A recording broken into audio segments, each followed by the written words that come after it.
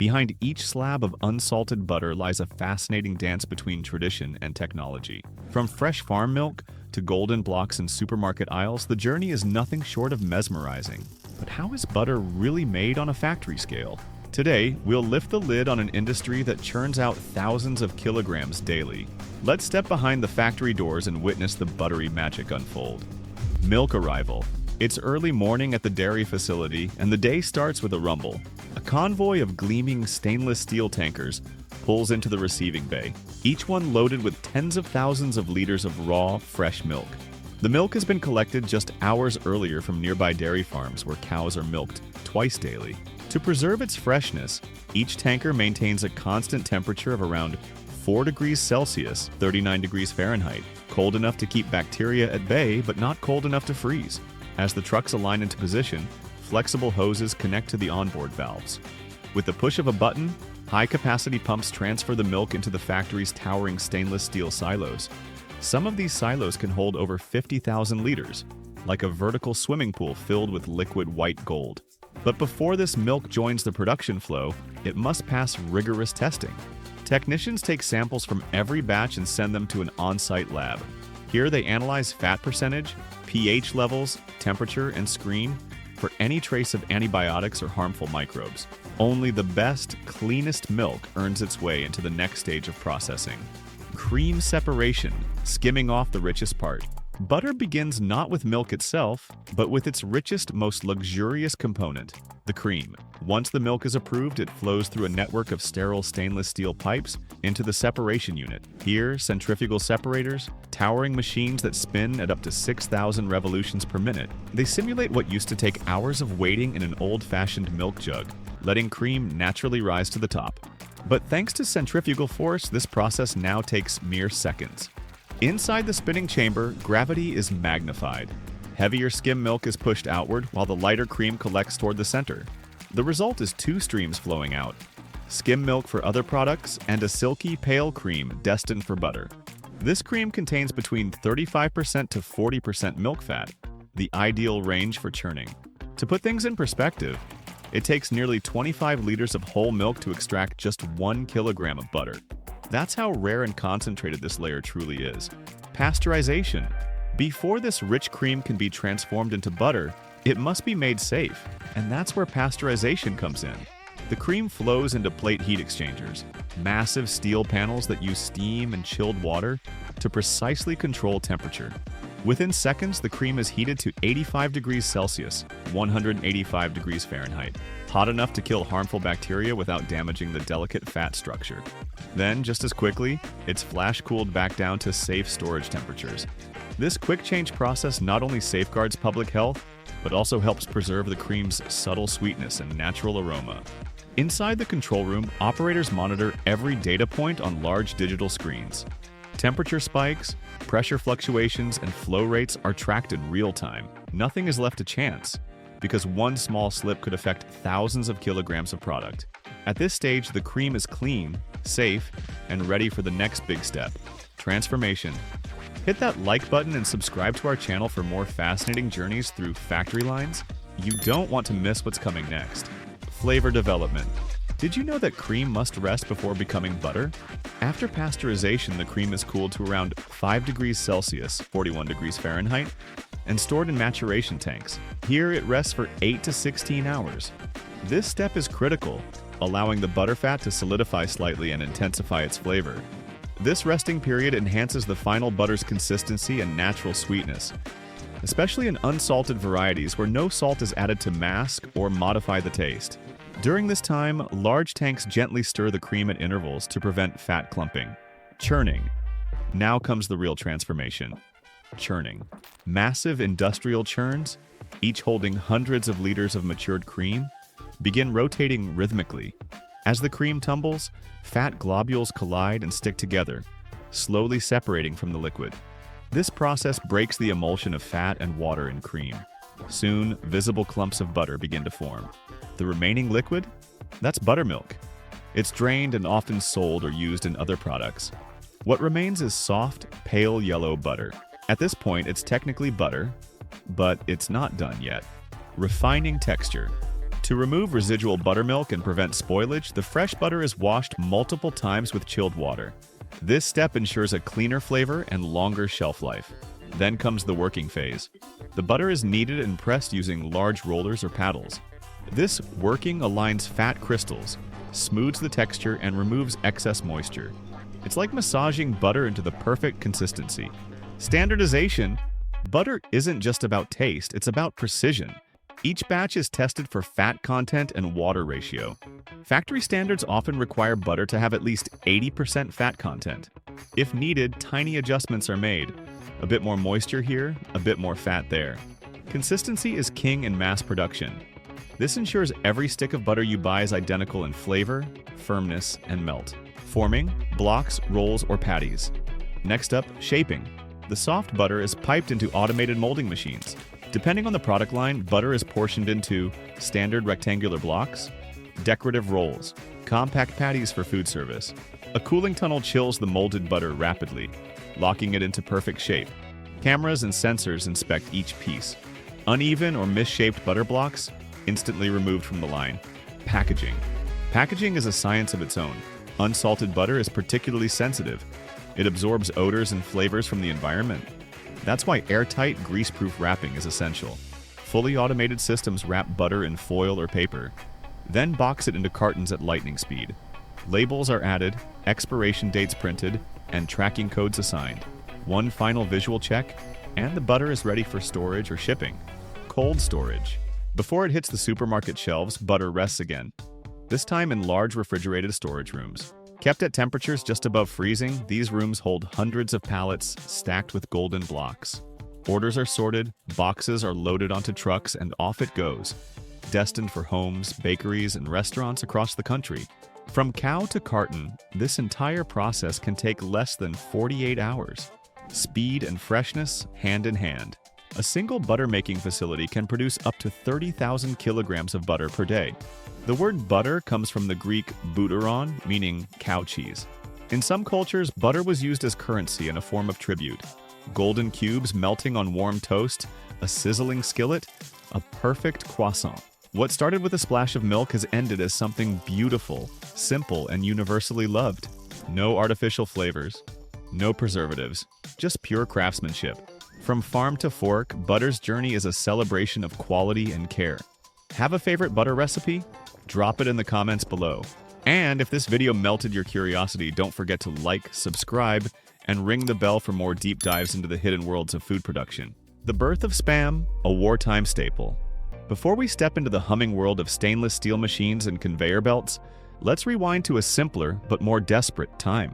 The year is 1937. The Great Depression has just eased and the world is inching toward a second global conflict. In the midst of economic uncertainty, Hormel Foods, a Minnesota-based company, launches a curious product, a canned, shelf-stable meat called Spam. The name? A blend of spiced ham, though some say it stands for shoulder of pork and ham. Others believe it means specially processed American meat. Regardless of the origin, Spam was designed with one mission: to provide affordable, long-lasting protein, especially for households without refrigeration. But Spam's big break came not at the supermarket, but on the battlefield. During World War II, refrigeration was scarce, especially on front lines and naval ships.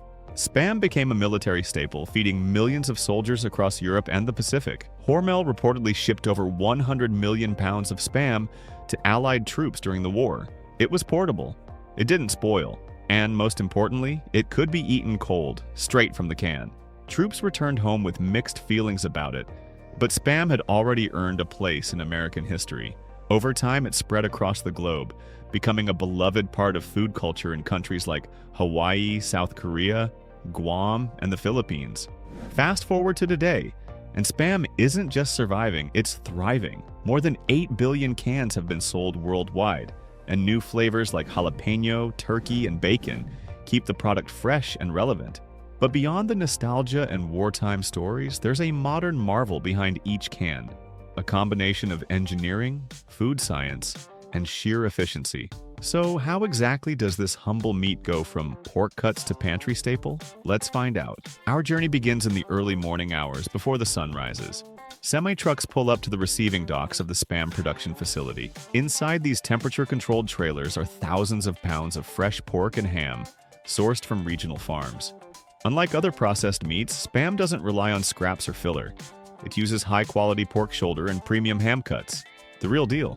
Workers in sanitized uniforms and hairnets unload the meat into chilled holding areas where strict food safety protocols kick in. Every cut is visually inspected and checked for temperature, texture, and color to ensure it meets Hormel's standards. Specially trained quality control teams use handheld scanners and thermal probes to verify that nothing has spoiled during transport. If anything is even slightly off, it's rejected. The approved cuts are then trimmed of excess fat and sinew by skilled workers using automated knives and trimming stations. This step ensures a uniform texture in the final product and helps the seasoning bind evenly later in the process.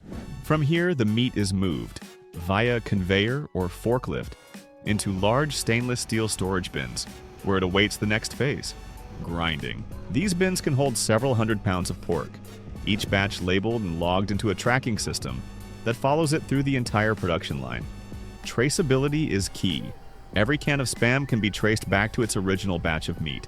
Once the meat reaches the grinding area, the transformation begins. Massive industrial grinders, fitted with sharp rotating blades, begin breaking the pork and ham into a fine, uniform mince. The process is loud, mechanical, and incredibly efficient, designed to handle tons of meat per hour. After this initial grind, the meat is ready for its signature seasoning blend. And while the exact recipe is a closely guarded secret, we do know some of the key components. Salt, for flavor and preservation, sugar to balance the savoriness, sodium nitrite, which gives Spam its iconic pink hue and helps prevent bacterial growth, water to aid in blending, and potato starch, which locks in moisture and gives Spam its familiar, slightly firm texture. These ingredients are fed into enormous rotating mixers. Think industrial-sized stand mixers, where the ground meat and spices are kneaded together into a thick, sticky paste. The sight is mesmerizing. The mixture gradually transforms from a loose grind into a smooth, elastic mass, uniform in color and texture and ready for canning. Each mixer is timed down to the second. Too short, and the blend won't be consistent. Too long, and the proteins might break down too much, affecting the final product. Technicians monitor every batch using digital control panels, ensuring precise blending temperatures, mixing speeds, and ingredient ratios. In this phase, there's no room for improvisation. Consistency is everything. Spam is made with just 6 main ingredients. That's fewer than most supermarket lunch meats or deli slices. Despite rumors, it contains no mystery meat, no weird byproducts, and nothing artificial beyond basic preservatives. It's simple, it's consistent, and it's been that way for over 80 years. Once perfectly blended, the meat mixture is piped through sanitary stainless steel tubes into the canning area, a place where human hands rarely touch the product. A fully automated can filling machine waits at the end of the line, capable of producing over 9,000 cans per hour. The machine fills each can with exactly 12 ounces of the meat blend, leaving just enough space at the top to accommodate the vacuum seal. Sensors check the fill levels in real time. If even one can is underfilled, it's immediately rejected and recycled back into the process. The pace is relentless, up to 165 cans per minute, but the precision is stunning. Each can receives an identical portion, delivered with almost surgical accuracy. It's clean, it's fast, it's efficient, and it's all leading up to a small but vital next step: vacuum sealing. With the filling complete, each can passes through a vacuum chamber. This step is critical. Air is the enemy of shelf life. Removing it helps prevent spoilage and bacterial growth. Once the air is sucked out, a metal lid is dropped onto the top and mechanically crimped down with several tons of pressure, creating an airtight seal. Now, the transformation from raw to ready begins. The sealed cans are stacked into large stainless steel carts and wheeled into towering industrial retort machines, essentially giant pressure cookers. Inside, the cans are subjected to extreme heat, over 240 degrees Fahrenheit, 115 degrees Celsius, for up to 3 hours. This step sterilizes the contents and cooks the meat directly inside the can, locking in the flavor, texture, and shelf stability. Each retort chamber holds thousands of cans at once. Temperature and pressure are constantly monitored by computer systems to ensure even cooking throughout the batch. Once the timer hits 0, the cans are slowly cooled, depressurized, and prepared for the next stage. The result? A fully cooked, bacteria-free product that can last for years without refrigeration, still retaining that signature taste and texture. Like what you're seeing? Want to uncover more food industry secrets and factory processes from around the world? Tap that like button, hit subscribe, and turn on notifications so you don't miss our next deep dive into the world of mass production. Now, back to the canning line. After cooking, the cans are extremely hot. They're placed on long conveyor belts to cool down naturally using ambient air and fan systems. Some factories use chilled water showers to speed up the process. Once cool, the cans pass under high-speed labelers. Each label is wrapped perfectly around the tin, with a code that shows where, when, and which batch it belongs to. These codes help track the product from production to the supermarket shelf. Now fully labeled and cooled, the cans are packed into boxes, usually 12 per carton. Automated arms handle most of the heavy lifting. These boxes are shrink-wrapped, palletized, and loaded onto distribution trucks. From this point, Spam is ready to travel across the globe, from U.S. grocery stores to military bases to beloved Hawaiian recipes. Did you know? In Hawaii, Spam is considered a cultural icon. People enjoy it with rice and seaweed as spam musubi, a local favorite. It's also big in South Korea, Guam, and the Philippines. Some countries even release limited edition flavors like garlic, teriyaki, and even hot and spicy. What started as war rations is now beloved comfort food in many corners of the world. The Spam factory is a marvel of automation and hygiene. Workers wear full-body uniforms, gloves, and hairnets. Sanitation is strict. Machines are regularly cleaned, and every shift begins with rigorous inspections. Even the air is filtered to prevent contamination. Temperature, humidity, and cleanliness are all digitally monitored 24/7. The result? A product that's not only shelf-stable but made under some of the highest food safety standards globally. Modern Spam production is also becoming greener. Many factories recycle steam and water, reduce packaging waste, and use biodegradable materials for shipping. Meat trimmings that don't make it into Spam are often used in other food products, ensuring minimal waste across the board. Each can of Spam is a tiny feat of engineering, chemistry, and history. It's not just canned meat, it's an icon of convenience, a symbol of survival, and a reminder of how technology can shape the food we eat. Have you ever tried Spam? What's your favorite way to eat it? Fried? Grilled? Right out of the can? Stay with us as we unveil the fascinating process behind every can of condensed milk. Raw milk collection. Our journey starts at dairy farms where fresh milk is collected from thousands of cows. Before it even reaches the factory, this milk undergoes strict quality checks to ensure it's free from contaminants and has the perfect fat content. Transported in temperature-controlled tankers, the milk arrives at the processing plant, where it's immediately chilled to maintain freshness. Inside the facility, the milk goes through a filtration process to remove any impurities. Once filtered, it's stored in large stainless steel tanks, where it awaits the next stage of production. Standardization and pasteurization. Milk consistency varies based on fat content, so to maintain uniformity, it undergoes a process called standardization. This ensures that each batch has the same composition, providing a consistent taste and texture. Next, the milk is pasteurized, heated to around 85 to 90 degrees Celsius, 185 to 194 degrees Fahrenheit. For a short period, this step eliminates harmful bacteria while preserving the milk's natural flavor. Unlike regular milk, condensed milk requires extended heat treatment to prevent spoilage and extend its shelf life. Evaporation. Here's where the transformation truly begins. The milk is transferred to giant vacuum evaporators where nearly 60% of its water content is removed. This step thickens the milk while intensifying its natural sweetness. The use of a vacuum lowers the boiling point, preventing the milk from scorching while preserving its rich, creamy texture. As steam rises from the evaporators, what remains is a concentrated, velvety liquid that is much denser than regular milk.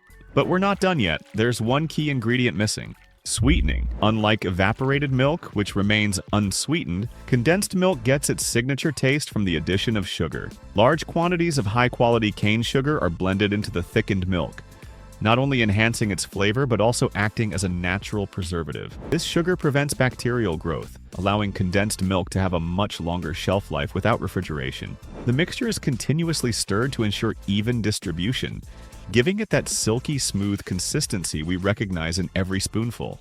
Cooling and homogenization. To prevent sugar crystallization, the sweetened milk is rapidly cooled and homogenized. Homogenization breaks down fat molecules, ensuring the milk remains creamy and doesn't separate over time. This step guarantees that every batch meets the highest quality standards before moving to the final stage, packaging. If you're enjoying this inside look at food production, don't forget to like this video and subscribe for more amazing factory tours. Quality checks. Before being packed, the condensed milk undergoes rigorous quality control tests. Technicians check for consistency, texture, and sweetness, making sure it meets the company's exacting standards. Samples are also tested in labs for safety and shelf stability. Only after passing all inspections is the condensed milk ready for packaging. Packaging? Condensed milk is filled into sterilized cans, tubes, or Tetra Paks, depending on its intended use. These containers are sealed airtight, ensuring freshness and preventing contamination. Each can is labeled, coded, and checked for defects before being sent off for distribution. The final step? Shipping. Packed into cartons and loaded onto trucks, these sweet cans of goodness make their way to grocery stores, bakeries, and homes worldwide, ready to be transformed into delicious treats. And there you have it. From fresh dairy farms to high-tech factories, the journey of condensed milk is nothing short of amazing. The next time you add a spoonful to your coffee or drizzle it over your favorite dessert, you'll know the science and craftsmanship behind every drop. It all began in 1886 when Atlanta-based pharmacist John Stith Pemberton created a unique caramel-colored syrup, initially sold in local drugstores as a medicinal tonic. Mixed with carbonated water, it was originally marketed as a remedy for headaches and fatigue. Little did he know that his creation would become one of the most recognized brands on the planet. By the early 1900s, businessman Asa Candler acquired the formula and rapidly expanded the brand. Coca-Cola's iconic contoured bottle was introduced in 1915, ensuring that consumers could recognize the drink even in the dark. Over the decades, Coca-Cola has expanded its product lineup, introduced innovative marketing campaigns, and built a massive network of bottling plants worldwide. With its signature red and white branding, Coca-Cola has become synonymous with refreshment, nostalgia, and global culture. Today, Coca-Cola is more than just a beverage. It's a symbol of American culture and a dominant force in the soft drink industry. Available in over 200 countries and recognized by 94% of the world's population. One of the biggest mysteries surrounding Coca-Cola is its secret formula. Locked away in a high-security vault at the Coca-Cola headquarters in Atlanta, the exact recipe is known only to a handful of people. While the main ingredients include carbonated water, sugar, caramel color, phosphoric acid, natural flavors, and caffeine, the precise blend of these components remains one of the most well-guarded secrets in the food industry. Some believe that Coca-Cola's formula contains a unique blend of spices and citrus oils that give the beverage its distinctive taste. Over the years, rumors have spread about the use of exotic ingredients, with some even speculating about a mysterious ingredient known as Merchandise 7X. While Coca-Cola denies any drastic changes to the formula, some variations exist depending on local ingredient sourcing and regional preferences. The secrecy surrounding the formula has fueled speculation and intrigue for over a century. Stories have emerged about how the company ensures that no single person knows the entire recipe.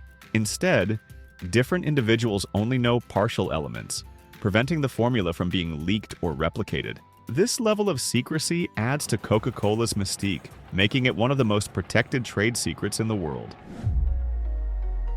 The foundation of every bottle of Coke is water, and to ensure consistency across the globe, Coca-Cola employs an advanced multi-step water purification process. Water passes through filtration, reverse osmosis, and UV light treatment to eliminate any impurities before being used in production. This ensures that whether you're drinking Coca-Cola in New York, London, or Tokyo, the taste remains identical. The purification process is so rigorous that Coca-Cola's water quality often exceeds that of municipal drinking water. The company ensures that every bottle starts with a neutral and clean water base before moving to the next step. This guarantees that the flavor remains consistent worldwide, regardless of the local water supply.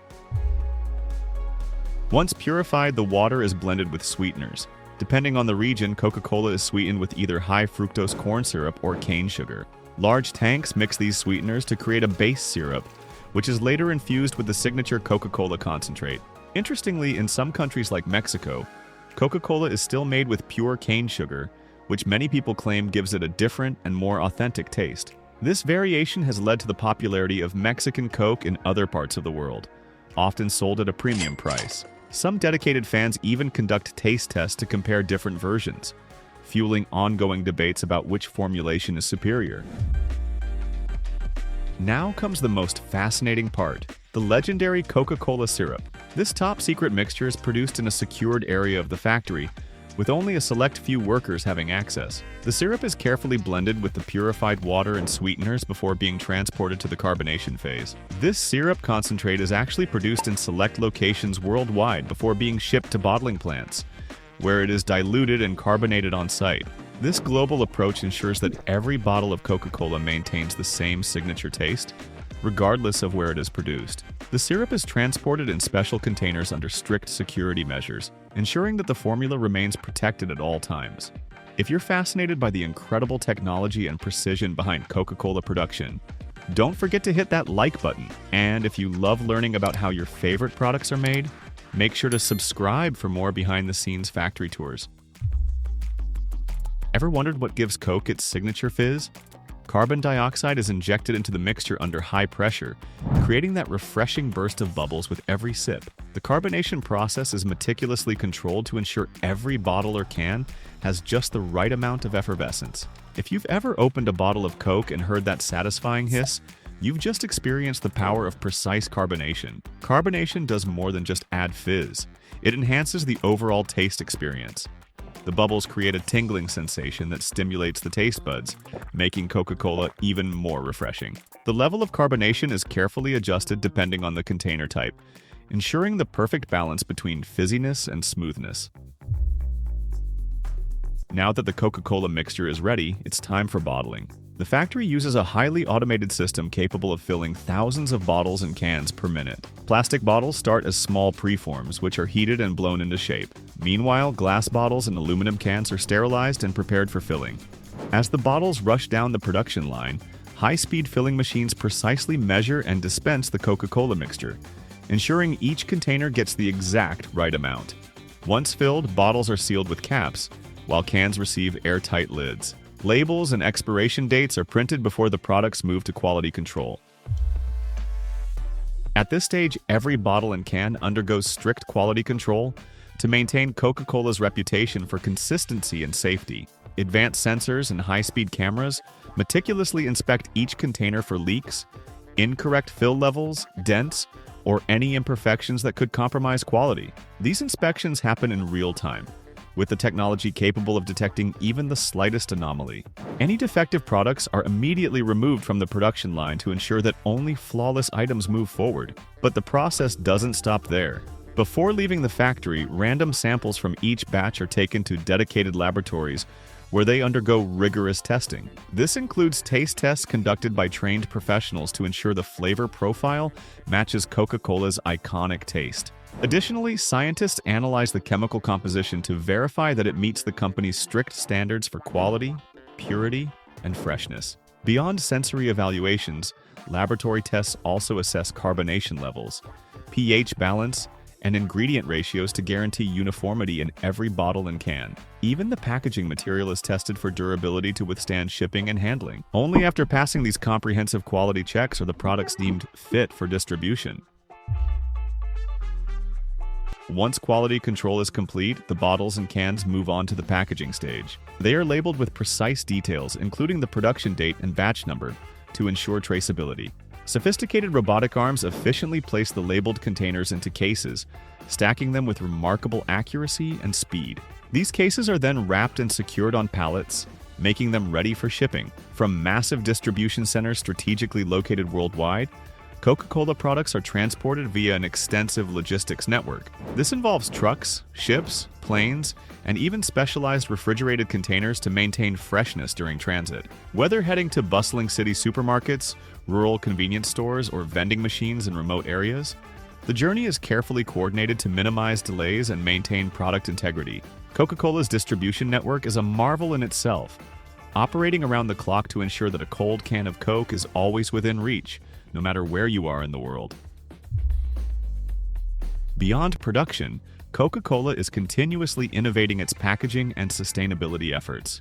In recent years, the company has invested in eco-friendly initiatives, such as developing 100% recycled PET plastic bottles and reducing water consumption in factories. Their World Without Waste initiative aims to collect and recycle one bottle or can for every one sold by 2030. Additionally, Coca-Cola has been experimenting with biodegradable packaging and investing in renewable energy sources to reduce its carbon footprint. These sustainability efforts reflect the company's commitment to a greener future, while still delivering the same refreshing beverage loved by millions. At the heart of every can is a carefully measured combination of caffeine, taurine, B vitamins, and alpine spring water, a formula that has remained unchanged for decades. The process starts with purified water sourced from alpine springs, ensuring maximum quality and consistency. This water is pumped into massive stainless steel mixing tanks, where it is blended with an exact amount of sugar or sweeteners, depending on whether it's the original or sugar-free variant. To create the drink's energizing effects, synthetic caffeine and taurine are added next. The caffeine provides that familiar mental boost, while taurine, an amino acid found naturally in the human body, supports neurological function. The mix is then fortified with B-group vitamins, which help convert food into energy. After thorough blending, the liquid undergoes a filtration process to remove any impurities and ensure consistency. The mixture is then carbonated, giving Red Bull its signature fizz. Carbon dioxide is injected into the blend under precise conditions, creating that refreshing, lightly sparkling effect that fans love. At this stage, the drink is cooled and transferred to massive holding tanks, ready for canning. Red Bull's sleek aluminum cans arrive at the factory in bulk, stacked in towering pallets. Before filling, each can is thoroughly washed and sterilized to maintain the highest hygiene standards. Then, in an ultra-fast and precise filling line, each can is filled with the carbonated Red Bull mixture in a matter of milliseconds. If you're enjoying this behind-the-scenes look, don't forget to like this video and subscribe for more fascinating factory tours. Once filled, the cans move along a conveyor to be sealed with precision-engineered aluminum lids. This step is crucial in maintaining Red Bull's shelf life and signature taste. The lids are crimped onto the cans using high-speed sealing machines, ensuring an airtight seal. Next comes the branding process. Each sealed can passes through a labeling station where the instantly recognizable blue and silver design is printed onto the surface. This step happens at an astonishing rate, with thousands of cans processed per minute. Now it's time for quality control. Every single Red Bull can is checked for imperfections, ensuring it meets the brand's strict global standards. Cans are weighed, pressure tested, and visually inspected to ensure they are filled correctly and free of defects. But production doesn't stop at just making the drink. Red Bull factories are built with sustainability in mind.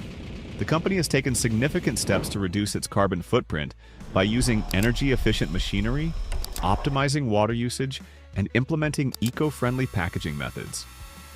In fact, Red Bull's aluminum cans are 100% recyclable, and the brand continuously works to improve its environmental impact. Once quality control is complete, the cans are grouped into multi-packs or loaded into larger cases for shipment. The fully packaged Red Bull cans are stacked onto pallets, shrink-wrapped for stability, and transported via conveyor belts to warehouse storage areas. From here, they are loaded onto trucks and distributed to retailers worldwide, ensuring Red Bull remains available in over 170 countries. Red Bull's distribution network is a well-oiled machine. Warehouses across the globe keep inventory moving swiftly, ensuring shelves are always stocked. From vending machines in Tokyo to convenience stores in New York, every can of Red Bull follows a meticulously planned route from factory to consumer. Beyond production, Red Bull's influence extends far beyond just being a beverage. The company has built an empire around extreme sports, sponsoring high-adrenaline events in motocross, Formula One racing, snowboarding, and even space jumps. This marketing strategy has made Red Bull synonymous with adventure, pushing the limits of human endurance and innovation.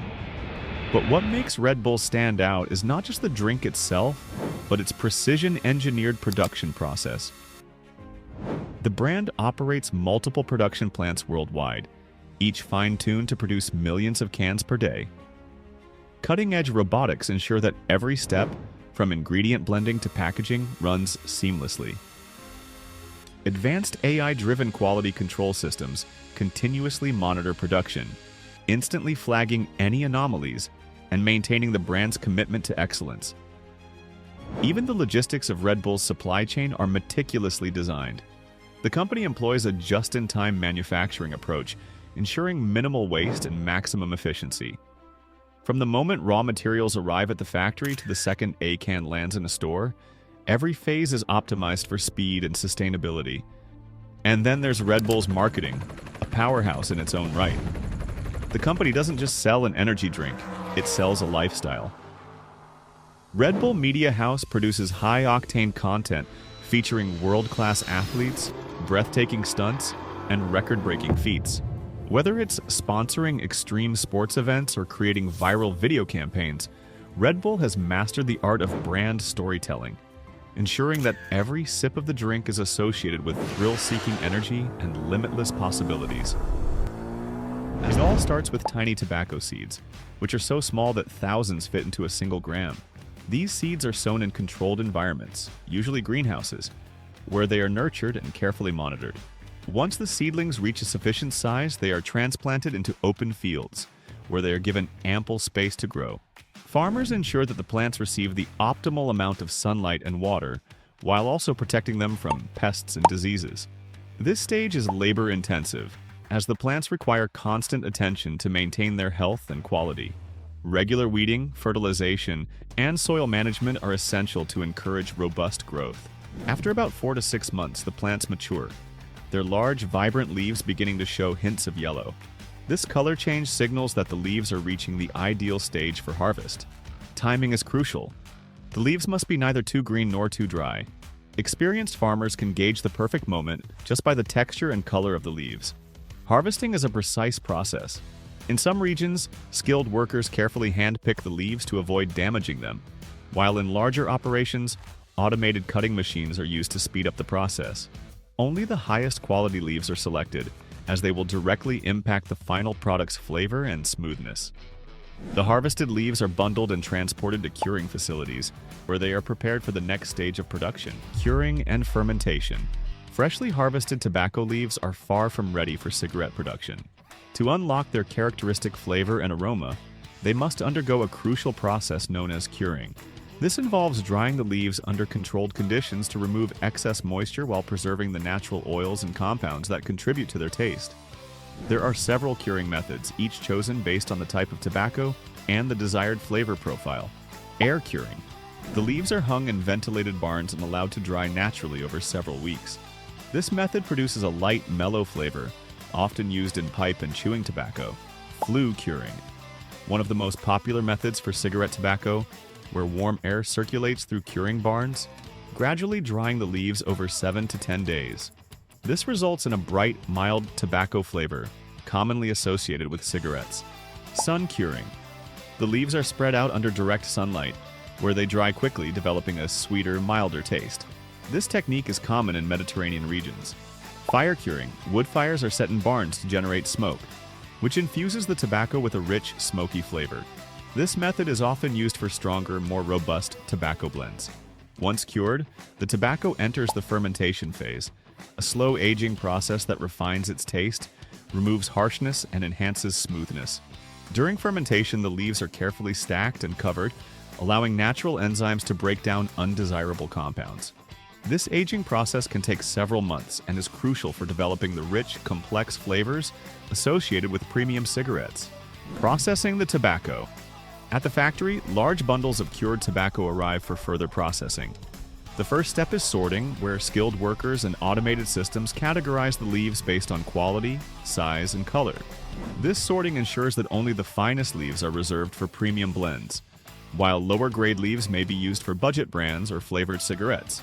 Next, the leaves undergo conditioning, where they are moistened and gently heated to make them pliable for further processing. This step is crucial, as overly dry leaves can crumble during the next stage. Stripping. Stripping involves removing the central veins from the leaves, as these tough, fibrous parts can negatively affect the smoking experience. The stripped tobacco is then shredded into fine, even strips, ensuring consistency throughout the blend. Cigarette manufacturers carefully mix different types of tobacco to create unique flavor profiles, maintaining a consistent taste across every batch. Flavoring agents and additives may also be incorporated at this stage to enhance aroma or smoothness. Rolling and cutting. With the tobacco prepared, it's time to roll and cut the cigarettes. The shredded tobacco moves to high-speed rolling machines that can produce up to 20,000 cigarettes per minute. The process is an impressive display of precision and efficiency.